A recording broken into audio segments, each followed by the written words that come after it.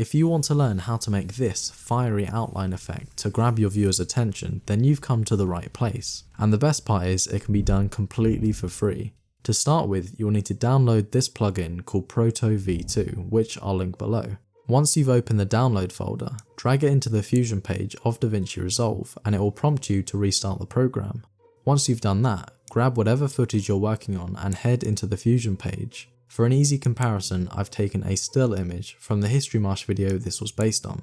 So now we are in the Fusion page, we need to start by dragging a merge node into this section and putting it over the yellow line. Once half of it goes blue, drop it on there and it will add itself to our output.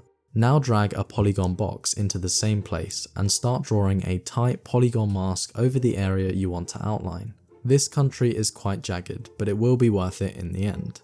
Make sure to untick the solid box and increase the border width. Once you've finished, make sure it's still selected and press Shift spacebar, which will bring up the tool menu. Type in Proto V2 and hit enter to add it to our composition. Connect this effect to our merge node from earlier and you'll see a bright outline show up, which means it's worked. Now stay with me here because you'll probably end up having something that looks like this, which is way too bright. There are still some major changes we need to make, like cleaning up the edges so the effect doesn't expand past our border, as well as changing the effect from dazzling to a subtle glow. To get that professional outline, click to open Proto V2, and the first major change we're going to make is selecting this outline/solid box over on the right. This will reduce the brightness by a lot, as the effect is now only being applied to one side of the line, which looks a lot nicer. Ignore the mask section and go to the user settings to change the mode to one that you like the look of. The fiery effect I'm going for is from the Wander preset.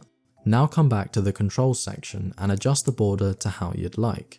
First we can change the colour to a fiery orange before going back to the core controls. Next, reduce the core blur size from 2.6 to 1.6, which will make the animated lightning around the solid border more visible. Tick the Lock XY box and move scale to its maximum. At the bottom of this section is glow gain and glow size. Bump up the gain to 2.2, which will brighten the animated line, and then reduce the glow size to 10 so that it stays close to our border. Scroll down to the glow controls and lower the blur size to about 11. This way we can see more clearly the changes we are making. Make the glow size smaller as well. Adjust the other sliders till you find what you're looking for, and if it's still too bright for you, lower the core size at the top.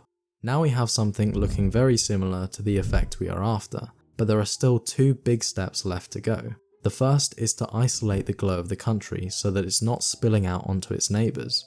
To do that, we need to copy and paste the polygon node we made earlier. Then double click the Proto V2 grouping and make your way down to the section where this ellipse is.